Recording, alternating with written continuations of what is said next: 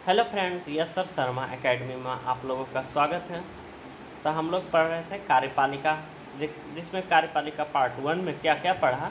तो राष्ट्रपति और उपराष्ट्रपति के बारे में, राष्ट्रपति के बारे में वही वीटो शक्ति, सैन्य शक्ति, आपातकालीन शक्ति, ये सब पढ़े हैं। और उपराष्ट्रपति के बारे में उससे जुड़ी सारी जानकारियाँ पढ़े हैं। ठीक है, आज हम पढ़ने वाले हैं प्रधानमंत्री। ठीक है, तो प्रधानमंत्री से स्टार्ट करते हैं। ठीक है फ्रेंड्स, तो प्रधानमंत्री की अगर नियुक्ति की बात करें तो आर्टिकल 75 में है। ठीक है, किसमें है? तो आर्टिकल 75 यानी 75 के अनुसार कहता है प्रधानमंत्री की नियुक्ति राष्ट्रपति करता है। लोकसभा में बहुमत प्रदान प्राप्त दल के नेता जो होता है प्रधानमंत्री को नियुक्त किया जाता है।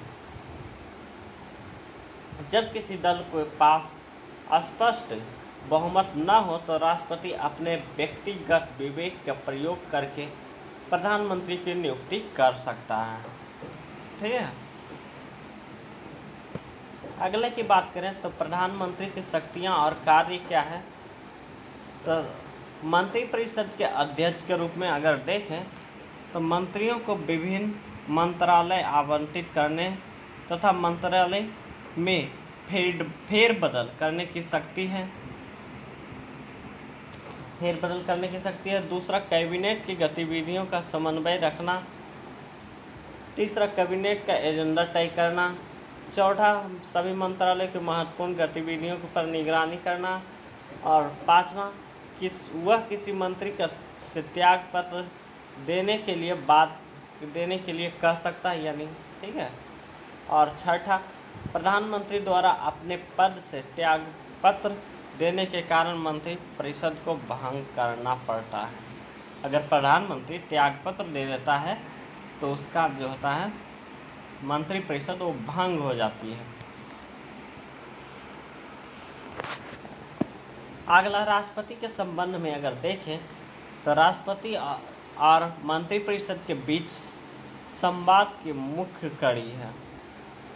महत्वपूर्ण पदों पर नियुक्ति के संबंध में राष्ट्रपति को सलाह देता है। संसद का सत्र आहूति और सत्रावसान करने के संबंध में राष्ट्रपति को सलाह देता है, यानी आहूत मतलब बुलाना, सत्रावसान करना, इसमें सलाह देता है। वह किसी भी समय राष्ट्रपति को लोकसभा भंग या विघटित करने की सिफारिश कर सकता है। ठीक है, और अगला, संसद के संबंध में अगर प्रधानमंत्री की शक्तियों को देखें, कार्यों को देखें, तो कहता है वह जिस सदन का सदस्य होता है उस सदन का ही नेता होता है। दूसरा, वह विधायी कार्यों में महत्वपूर्ण भूमिका निभाता तथा प्रधानमंत्री की सहमति के बिना कोई भी सरकारी विधेयक पेश नहीं किया जा सकता।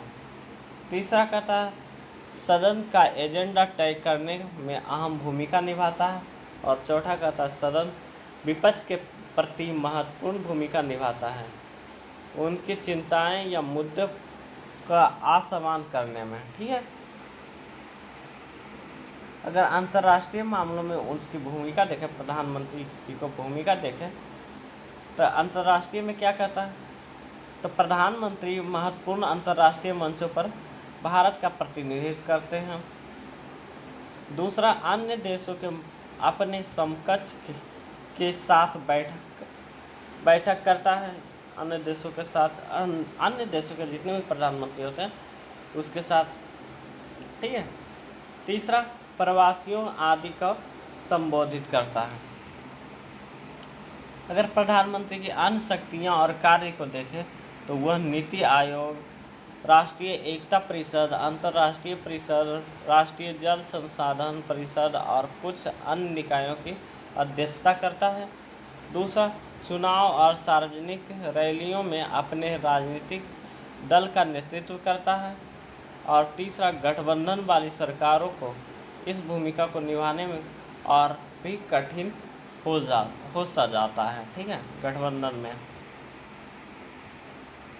प्रधानमंत्री और उसकी मंत्रिपरिषद से संबंधित जो प्रमुख अनुच्छेद या आर्टिकल हैं उसको आज हम देखते हैं। ठीक है, तो आर्टिकल 74 में कहता है सहायता और सलाह, मतलब आर्टिकल 74 जो है उसमें कहता है राष्ट्रपति को सहायता और सलाह देने के लिए प्रधानमंत्री की अध्यक्षता में एक मंत्री परिषद होगी।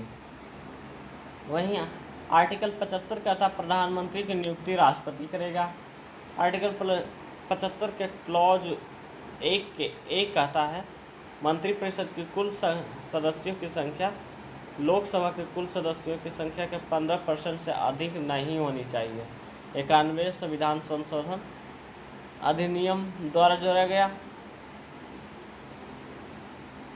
वहीं अनुच्छेद 75 क्या कहता है, यदि दल बदल विरोधी कानून के तहत किसी सदस्य का अयोग्य घोषित कर दिया जाता है तो मंत्री बनने के लिए अयोग्य हो जाता है।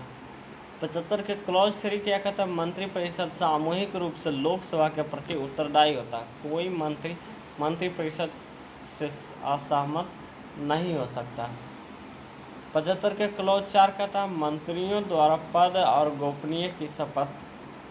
और 75 के 5 क्या कहता है, क्लॉज 5 किसी विधेयक यानी किसी व्यक्ति को मंत्री बनाए जाने के 6 माह के भीतर उसे संसद सदस्य बनाया जाता है, यानी बनना होता है, जरूरी है। ठीक है। प्रधानमंत्री की संवैधानिक स्थितियों की बात करें तो कहता है संविधान द्वारा प्रदान की गई सरकार की संसदीय प्रणाली की योजना राष्ट्रपति नाम मात्र के कार्यकारी प्राधिकरण होता है। प्रधानमंत्री वास्तविक कार्यकारी प्राधिकारी होता है। Doctor B.R. अम्बेडकर के अनुसार यदि हमारे संविधान के तहत उपलब्ध किसी भी पदाधिकारी की तुलना अमेरिका के राष्ट्रपति के साथ की जाती है तो वह प्रधानमंत्री का पद होगा, न कि संघ का राष्ट्रपति का पद। ठीक है, संघ का राष्ट्रपति का पद नहीं होगा। मंत्रिपरिषद। ठीक है, अब मंत्रिपरिषद की बात करें। मंत्रिपरिषद में कैबिनेट मंत्री किसे कहते हैं, तो कैबिनेट मंत्री वे मंत्री होते हैं जिनके पास रक्षा, गृह, वित्त और विदेश मामले आदि जैसे अत्यधिक महत्वपूर्ण मंत्रालय होते हैं। दूसरा कहता है ये पदक्रम परिलब्धियां और शक्तियों के मामले में शीर्ष पर होते हैं। ये वे मंत्री होते हैं जो मंत्रिमंडल का गठन करते हैं। मंत्रिमंडल को चक्र के भीतर चक्र के रूप में वर्णित किया गया है। तीसरा, उसकी संख्या समय समय पर बदलती रहती है, लेकिन शायद ही कभी 20 से अधिक होती है। अगला कहता है कैबिनेट मंत्री सामूहिक रूप से सरकार की नीति बनाते हैं और कैबिनेट की सभी बैठकों में भाग लेने का हकदार होते हैं। अगला कहता है कभी कभी वरिष्ठ नेताओं को बिना पोर्टफोलियो के भी मंत्री के रूप में मंत्रिमंडल में शामिल किया जाता है। ठीक है फ्रेंड्स। राज्य मंत्री, तो राज्य मंत्री कहता है वे वरीयता क्रम में दूसरे स्थान पर होते हैं। उन्हें या तो मंत्रालय या विभागों का स्वतंत्र प्रभार दिया जाता है या कैबिनेट मंत्रियों के साथ सहयोगी बनाया जाता है। स्वतंत्र प्रभार के मामले में वे अपने मंत्रालय या विभागों के संबंध में कैबिनेट मिनिस्टर के समान ही कार्य को संपादित करने और शक्तियों का प्रयोग करते हैं। तीसरा, हालांकि वे कैबिनेट के सदस्य नहीं होते हैं, केवल विशेष आमंत्रण पर तथा जब उनके मंत्रालय या विभागों से संबंधित किसी मामले पर विचार किया जाता है तब कैबिनेट की बैठक में भाग लेते हैं। ठीक है। उप मंत्री वरीयता में राज्य मंत्री के बाद आते हैं।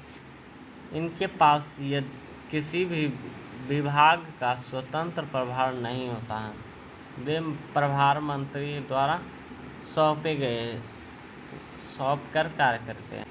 ठीक है फ्रेंड्स, तो आज हम लोग यहीं पर रहने देते हैं। कल हम कैबिनेट के कार्य देखेंगे। और ठीक है, तो हमारे चैनल को लाइक करें, सब्सक्राइब करें और शेयर करें। ठीक है, और जो भी टॉपिक समझना हो कमेंट करें। ठीक है फ्रेंड्स।